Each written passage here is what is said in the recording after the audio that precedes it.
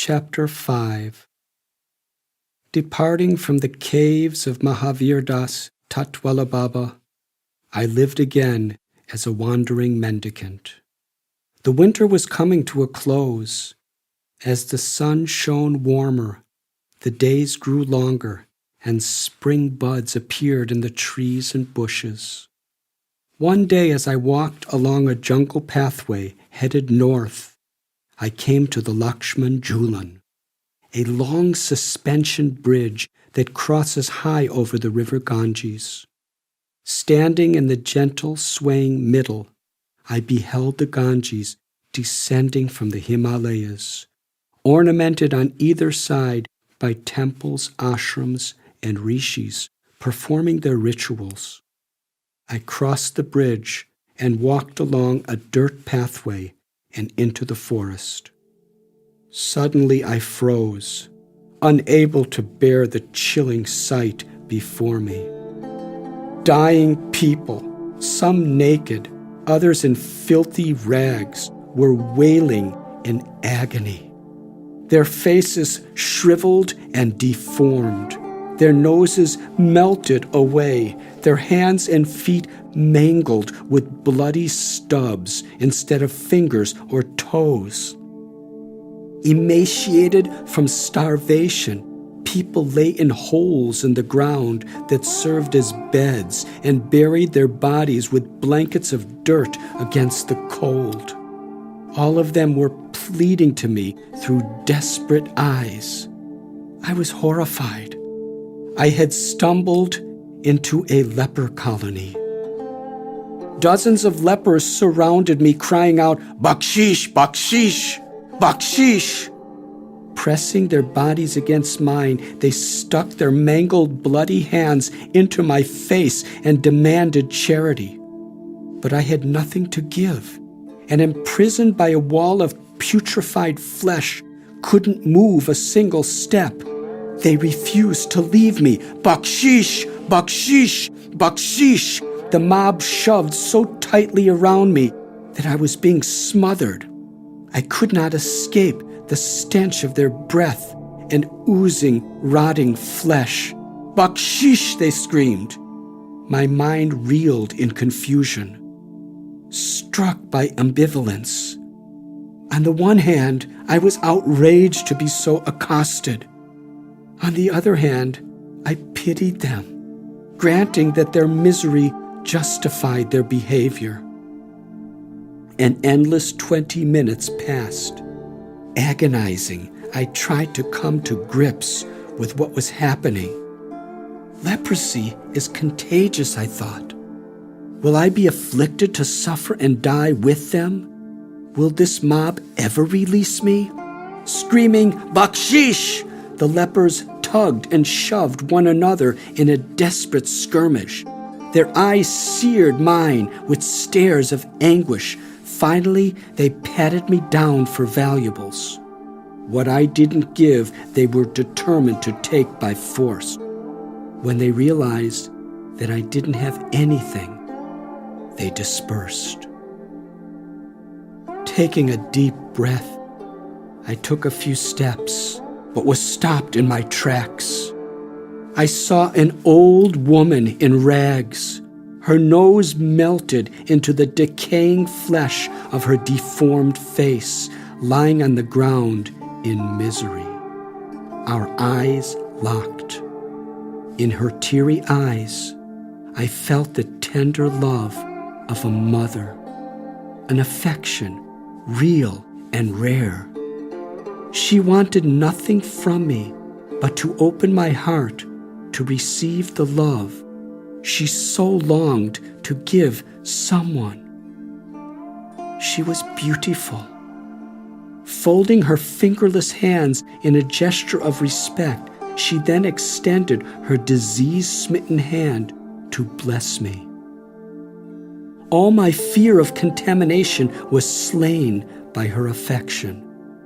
I rushed to her side and placed my head under her palm to receive her blessing. "May God bless you, my child," she prayed. "May God bless you." I looked up and saw that now her face was lit with a supernatural joy, the joy of giving. I wept, feeling the whole ordeal to be a small price for this unforgettable blessing. Walking on, I found a spot by the river and gazed down into the rushing current. I tried to glimpse beneath the swirling waves, but was unable to see below the surface into its mysterious depths. Although that woman was plagued with a despicable disease, beneath the surface, she was a beautiful soul who only wanted to love and be loved. In my contemplation, I extended the analogy. Today, the river is exposing how we have the tendency to judge others by their surface appearance and to find only their negative qualities. But if we search beneath the surface, we discover that a myriad of strains mix together to create a particular person's nature. The faults we perceive are likely to be the effect of circumstances, the psychological response to trauma, abuse, rejection, heartbreak, insecurity, pain, confusion, or disease. I thought of the people who had nearly killed me in Istanbul, the racists that hated the blacks during the civil rights movement, the people who had mistreated me because of my long hair, and even myself, how I had judged the generation I'd rebelled against, thinking older Americans wrong to be so concerned with money and security, when in fact they had lived through the Great Depression, a hardship I could not fathom. If we understand the underlying cause of what we think of as bad in someone, instead of being hateful, we will be compassionate. For is not every soul inherently good?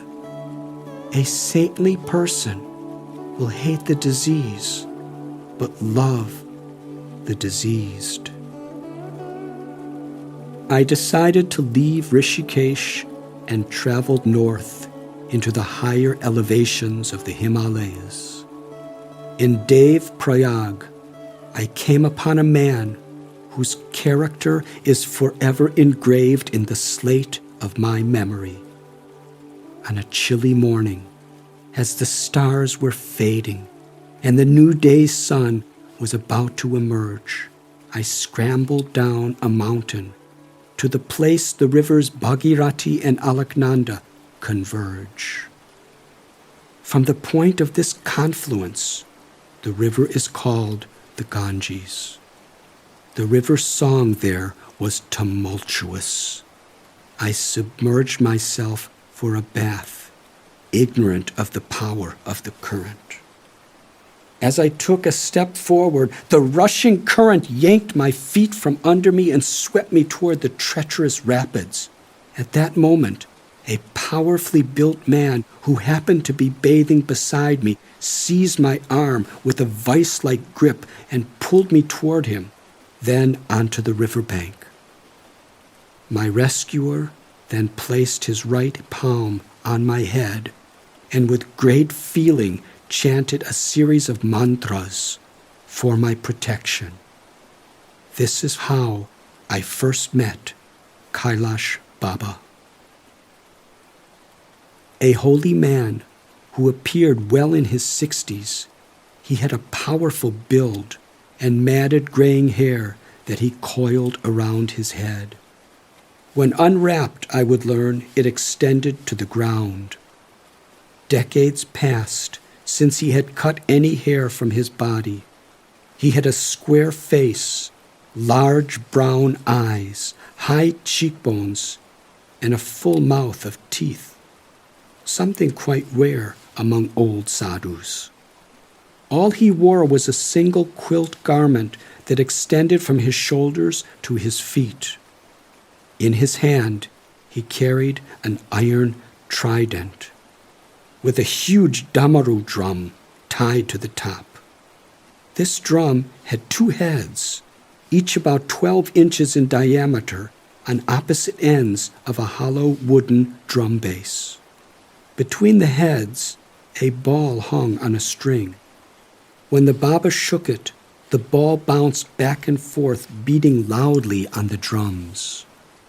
A metal begging bowl and an old blanket were his only other possessions.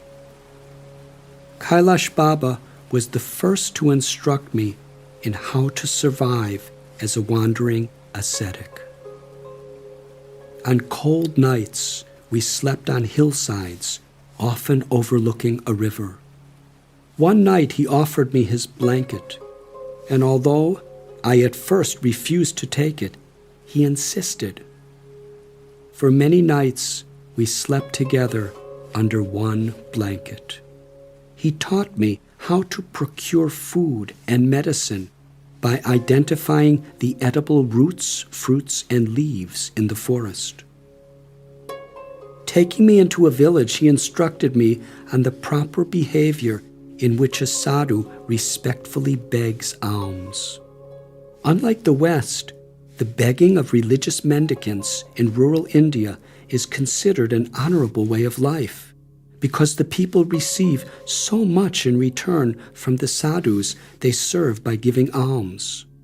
And as Kailash Baba was such an exalted person, I too felt that this was an exalted thing to do. He educated me in surviving on dried, flat, chipped rice, because it is the cheapest food. Any grain merchant will gladly offer it. And because it does not spoil, it can sustain one in the jungle for weeks. All that is required for a meal is to add some stream water to a portion of it.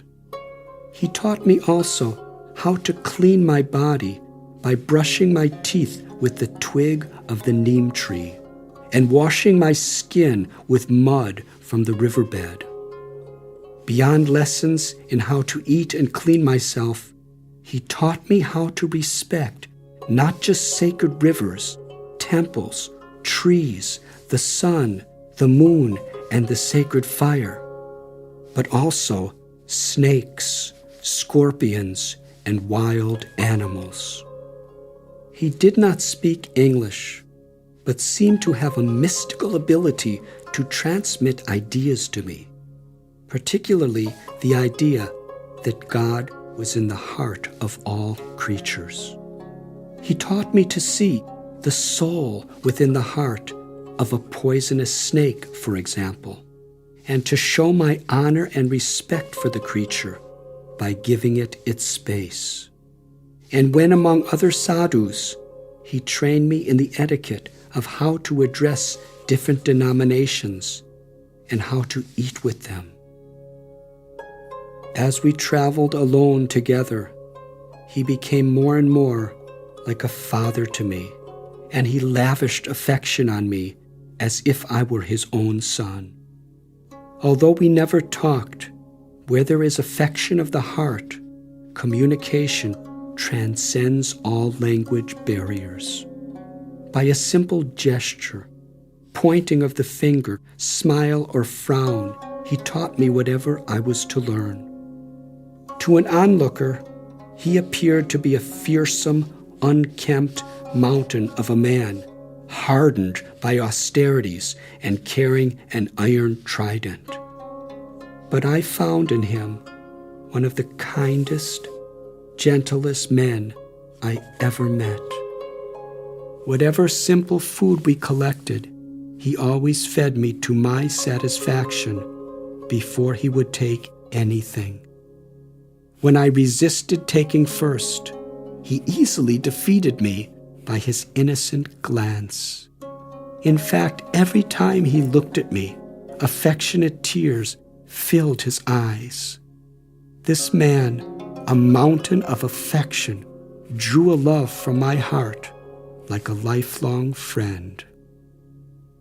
From him and the other people I was meeting, I had begun to learn more about the different manifestations of God, or deities, that made up the pantheon of Hindu religion. I wasn't sure how I felt about all of these deities and the many forms they took. It was all quite foreign to me, but I could see the deep love and devotion these manifestations inspired. My mind was open, and I was eager to understand. A worshiper of Shiva, the aspect of God presiding over material existence and its destruction, Kailash Baba constantly chanted the mantra, Om Namah Shivaya. As we walked along the forest pathways, he would call out the names of Lord Shiva, Jai Shankar, Hey Vishwanath, Hey Kedaranathji, Hey Umamata. Whenever we were with other worshippers of Shiva or Shivites, we chanted together. When the chant reached its crescendo, Kailash Baba would enter into a trance and wildly play the damaru drum. It resounded almost to a deafening volume. That drum made the sadhus wild with joy.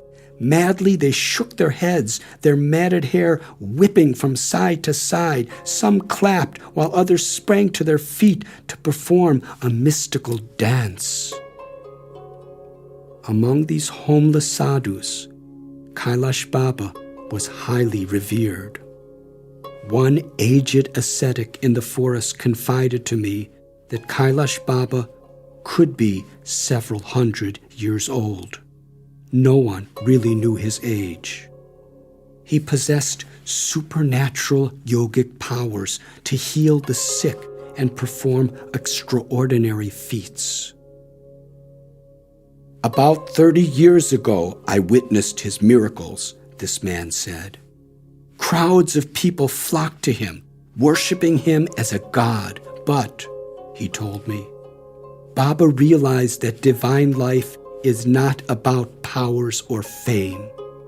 He vowed never to speak of his powers or to make a show of them. He had neither disciples nor an ashram, but roamed alone in the forests of the Himalayas. I was not surprised to learn that Kailash Baba possessed great yogic powers, and I was impressed. But it was his character and devotion to his spiritual path that impressed me the most. As the days pass, I began to sense that Kailash Baba wished to enter into seclusion. I didn't want to impose myself on him, and I knew that it was time for me to move on. Bowing at his feet, I begged for his blessing. Baba laughed heartily and with tearful eyes hugged me with the strength of a bear, then offered his blessings with the recitation of a mantra. I was touched both by the unyielding quality of his detachment and the softness of his heart as he bid me farewell. Like a father and son, we loved each other. But as roaming sadhus, we sensed that we would never meet again. This bittersweet experience of developing dear relationships, then moving on never again to see the people I was meeting, was part of the life I had chosen. It was difficult for me, but the pain of separation kept the joy of our relationship alive in my heart. As I turned and walked away from Kailash Baba, I prayed never to forget him, and I never have. It was about this time that I shared my realizations in a letter to my family. Dear family, better to live in poverty than to sell one's soul for an empty palace of gold. Better to live unknown than to sell one's soul for the empty and futile pleasures of admiration, name, and fame. Where there is no inner freedom, there is no life. Better to die at once than to be deprived of seeking the ideal of one's life. I have been doing what I consider to be invaluable studies with great men and places of the East. Such study, please understand, takes much time. I have barely started to even approach the beginning of such a vast study.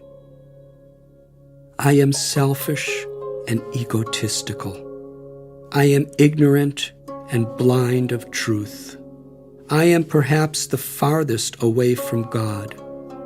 So it is that such a fool as me needs much time to see the blissful light of supreme truth that shines within you and me. Love, Richard. A spark of spiritual longing ignited in my childhood had been fanned into a flame while praying in a cathedral in Florence. It was kindled into a blaze while meditating on the Isle of Crete, and fueled higher and hotter by my challenges in the Middle East. Roaming the Himalayas in the company of holy men, that sacred fire in me now blazed furiously. Resigning my life to this purpose alone, I prayed to the Lord to help me. I was now 20 years old. My arduous lifestyle had reduced my weight to about 110 pounds. The one set of robes I wore were tainted gray by the silt of the rivers, ponds, and streams where I washed them.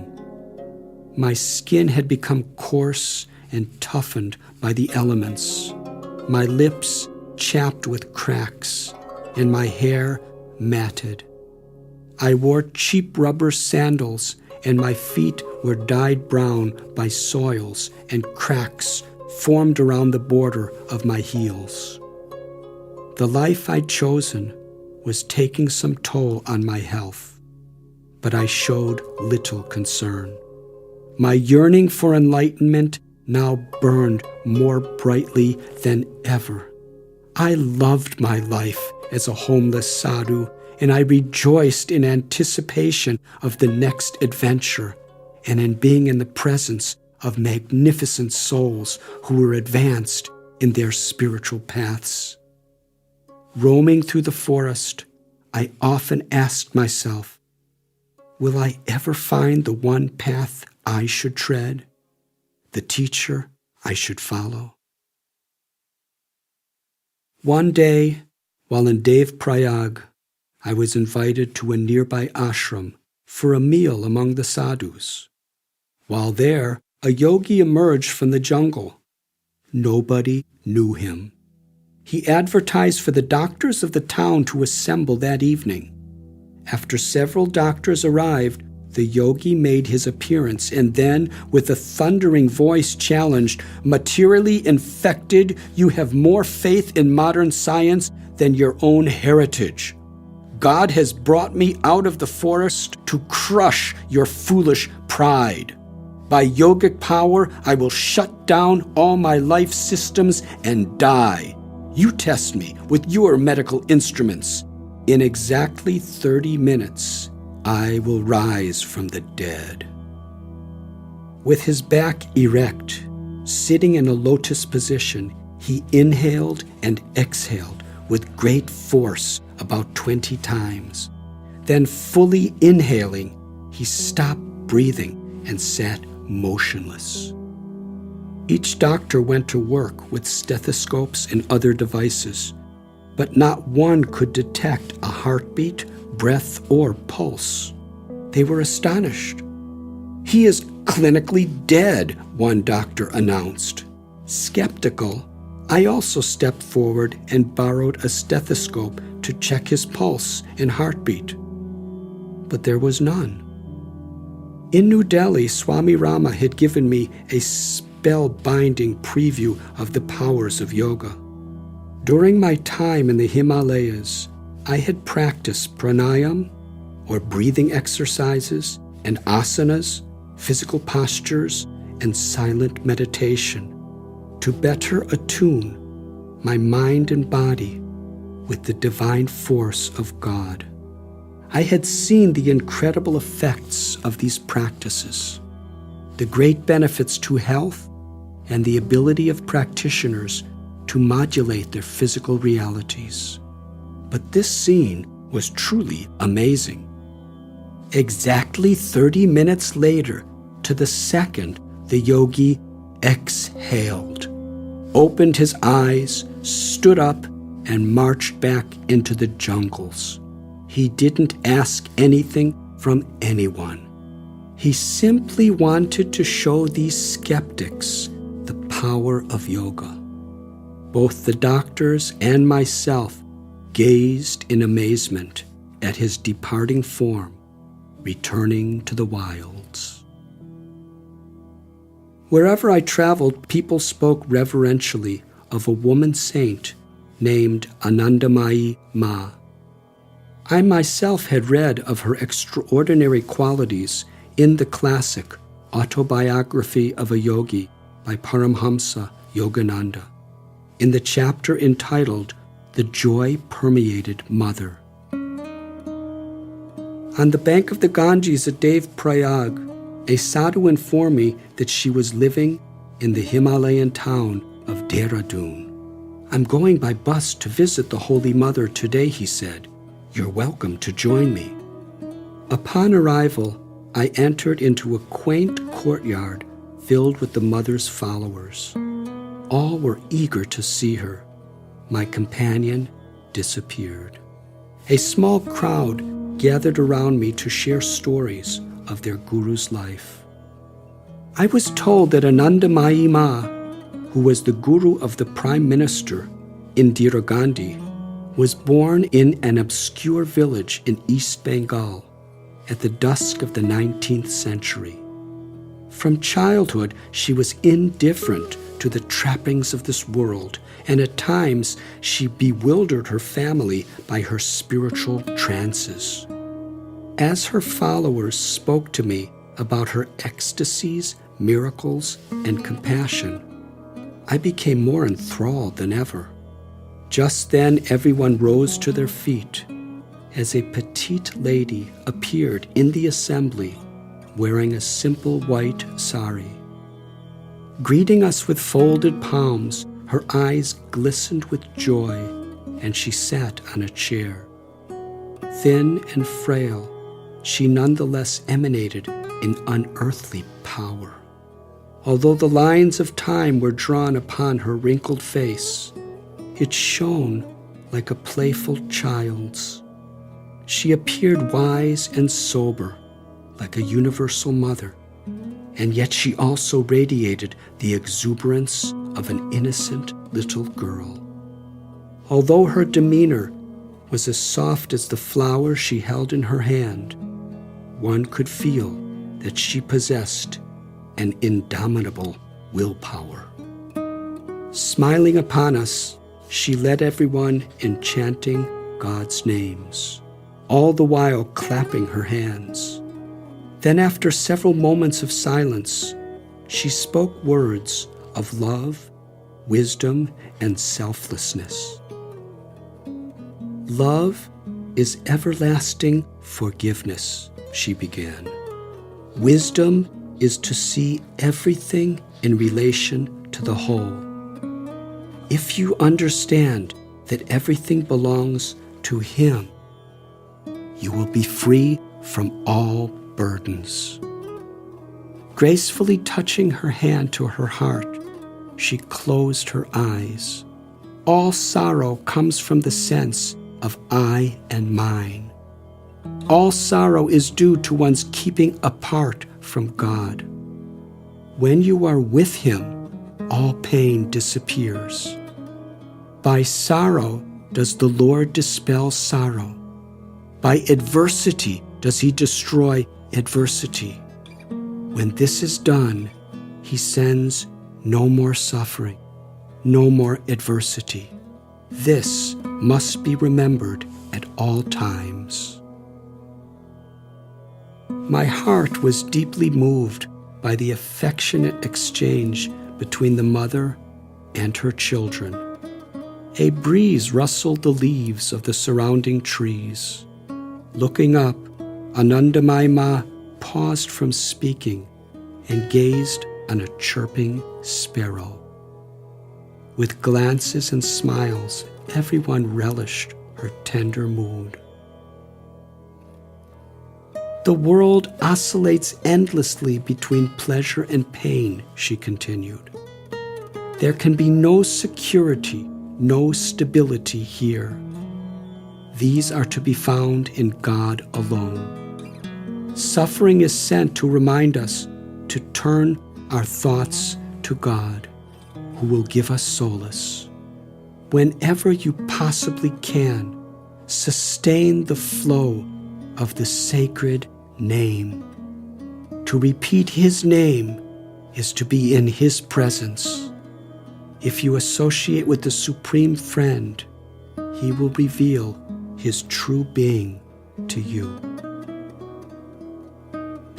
Her gentle glance awakened faith and hope, and her simple, unassuming nature brought peace to my heart.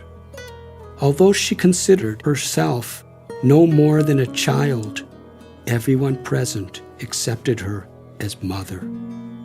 In the time I spent with her, I saw renounced sadhus, yogis, and swamis, who typically keep a distance from women, sit at her feet, seeking her blessings. One day, as I sat alone in a courtyard, Anandamayi Ma gracefully appeared.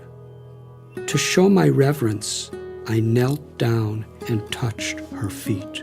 Hopping backward, her face tensed with humility. She appeared embarrassed. Guilt rushed through me like a whirlwind. In her gentle presence, attempting to show my reverence and respect, I nonetheless felt that I had acted barbarically. What had I done? I understood that though she was an exalted being, she must humbly prefer followers to not touch her feet. Taking pity on me in my mortification, she sat on a nearby chair. With a childlike smile, her eyes rolled up into her head, and her eyelids fluttered and then closed. In the silence of that moment, she entered into a trance. I felt an aura of motherly affection beaming from her motionless form. Mystically, her face shone like an angelic child. An intimate silence prevailed as she came out of her trance, smiled, and motioned for me to come closer. Her eyes sparkled with affection, yet as I looked deeper into them, they appeared utterly blank from desires. Silently touching a lotus flower to her nose and lips, she placed it in my hand and then, rising from her seat, departed.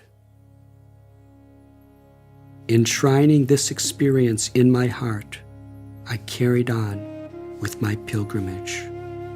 Living as a sadhu, I was coming to appreciate was a serious life. Enduring the cold winter with no warm clothes or shelter other than the bare earth or a riverbank, jungle or cave. Being vulnerable to insects and animals both while awake and asleep. Having no help in sickness, and primarily being all alone. Still, I would not give it up.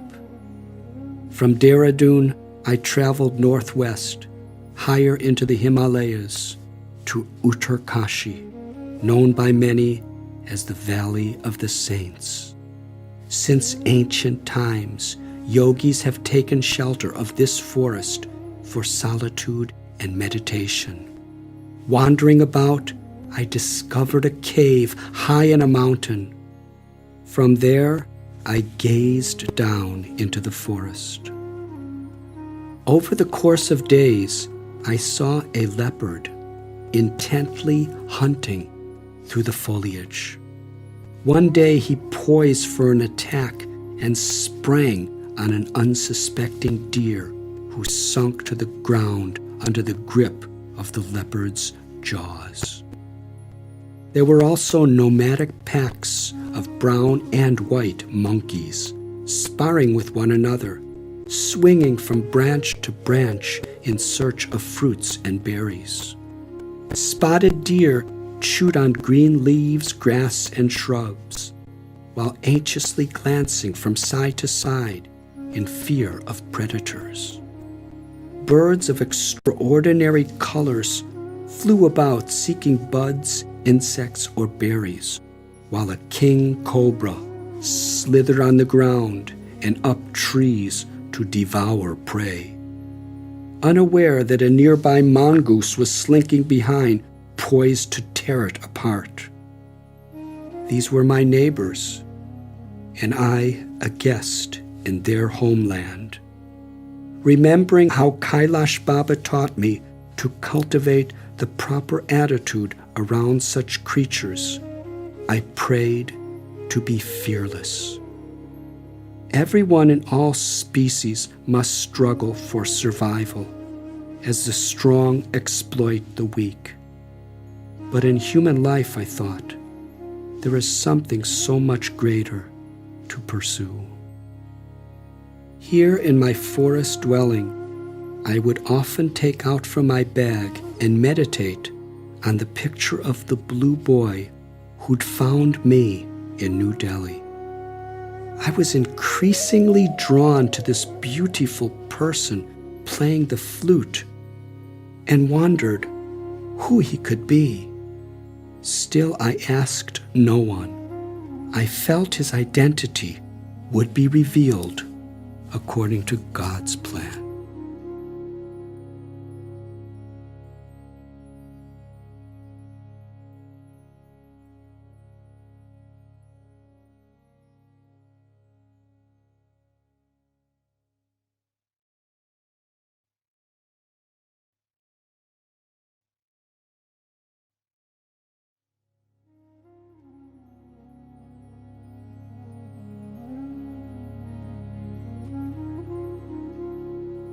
One spring day, sitting alone in the courtyard of a Himalayan temple, I listened to the stillness of the morning. Every so often, I could hear the low hum of a black bee drifting from flower to flower, seeking nectar. Observing it, I realized that I had adopted a similar life, moving from place to place, seeking to collect the nectar of spiritual wisdom and inspiration, but not clear enough about my desires to choose one place, one path, one teacher. Suddenly, in the distance, a baby cried for its mother. I also felt like a baby spiritually, though I lacked the spontaneous ability to cry so genuinely. When, I wondered, will the day come when I will cry like that baby for my beloved Lord? Later, as a Himalayan breeze whistled through the courtyard, rustling the sprouting leaves, I reflected on what it took to see the essence of life and shared my thoughts in a letter to my family. How is everything on that side of Mother Earth? I think maybe the more kind we are, the more kindness we will find everywhere. And the more good we are, the more good we will see everywhere. Richard. Suddenly, gongs resounded, and a few villagers gathered in the temple courtyard, which was nothing but a small clearing within a dense forest of huge banyan, neem, and tamarind trees, with wild animals slinking about in the crisp mountain air. The villagers worshipped a deity that stood in the form of a stone statue in a one-room brick temple. After bowing on the ground, the villagers gazed fervently at the deity while offering prayers, candles, and flowers. Due to my background with Judaism and my studies of Christianity and Islam, I felt a certain discomfort with this and did not participate. Was this idol worship? I didn't really know. Trying to restrain my judgmental tendencies, I hoped in the future to better understand. A fascinating soul came upon me that day, a wandering sadhu named Bal Shiva Yogi. Perhaps in his early 40s, he was small and pudgy.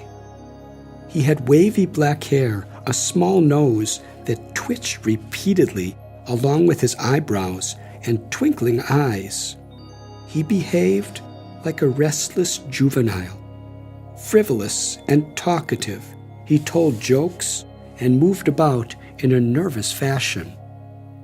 When begging for alms, he insisted on being given sweets, a trait I hadn't yet come across in a Himalayan mendicant. But when it came time for him to execute his yoga practices, he transformed into a pillar of intensity. His multifaceted personality made him charming company. Together, we passed a few days of close friendship until I felt a calling to enter the higher Himalayas. When I said goodbye, Bal Shiva Yogi clasped my arm.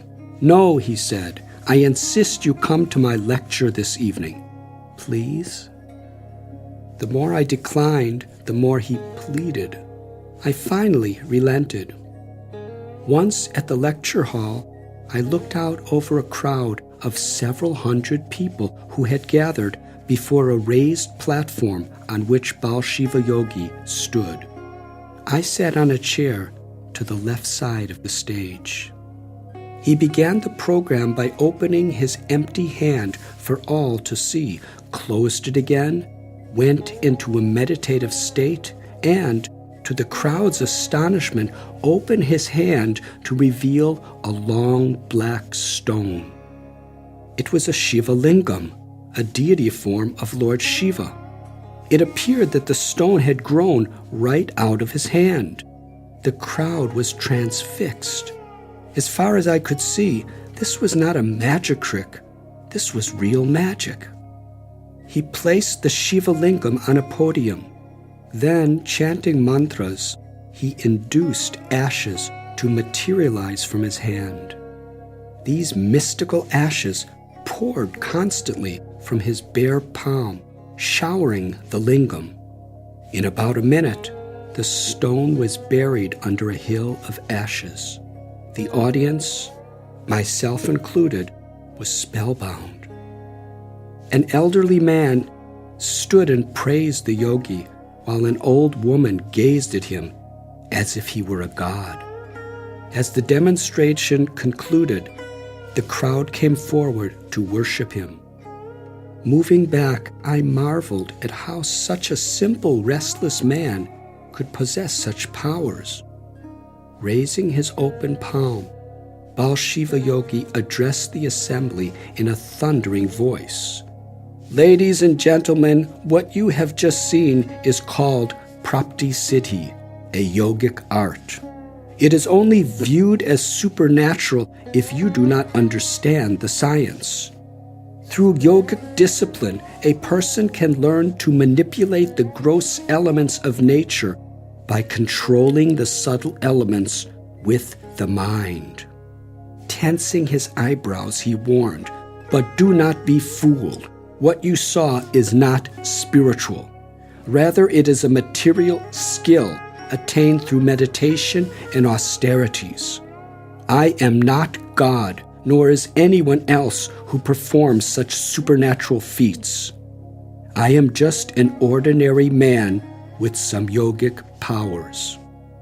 With both hands, he threw some of the ashes into the air and declared, "I can create ashes, God can create universes." He paused for a moment and, staring into the audience, bellowed out his final message. True spiritual life is to know that you are beyond the body, mind, and ego, and realize the soul within, and to realize God and be godly. This alone will bring peace. As the crowd lined up to receive his blessings, Bal Shiva Yogi came to where I stood. "Are you happy you stayed?" he asked. "Yes, thank you," I said. I had been deeply impressed by his powers, of course, but more than that, I appreciated his honesty about what was truly important. I understood that if I stayed and studied with any one of these accomplished yogis, that I too might learn to perform certain feats. But I also understood that this is not at all the goal of spiritual life. "Please bless me to realize your words," I said. Laughing aloud, he embraced me like an old friend. Then he held open his hand to bless me, closed it, and opened it again to reveal a sacred Rudraksha bead, a raw, reddish seed covered with ashes. He placed it in my hand as the gift of his vibhuti, or blessing. As I roamed back into the forest, I thought about what I had just seen. It was incredible, but after my time in the Himalayas, not shocking. What was most incredible in what Bal Shiva Yogi had done is that those people were about to worship him as a god, but he stopped them. In America, athletes are worshipped for their speed and power, entertainers for their beauty and talents, scientists for their theories and inventions, politicians for their speeches and influence, scholars for their intellectual skills, and businessmen and women for their wealth. In India, yogis are worshipped for their mastery over subtle energies. Bal Shiva Yogi's honesty impressed me. True spirituality is to realize God and be godly, not to show off one's powers. Because they don't appreciate God's power, people are fascinated by these kinds of feats. Taking a seat under a sprawling banyan tree, I reflected on why people were so anxious to see such things. Everywhere we look, we witness the unsurpassable miracles of God. But because we see them constantly, we take them for granted. Picking up a seed, I examined it. God has put a gigantic banyan tree in this tiny seed, and each seed produces thousands more seeds. That's a miracle. And in a single cloud, so light it floats in the air, he stores enough water to flood an entire city. When a male and female come together to procreate, they have no engineering plan on how the child will develop at each stage. It just happens. What a miracle! Every species is empowered with amazing talents to fly, swim, run, climb trees, walk up walls, or create civilizations. Could all this be happening by random chance? Creation is nothing but one amazing miracle after another. It was hard not to feel awed that a human could move the material world in such ways. But Baal Shiva Yogi had rightly challenged his spellbound audience. I can create ashes, God can create universes.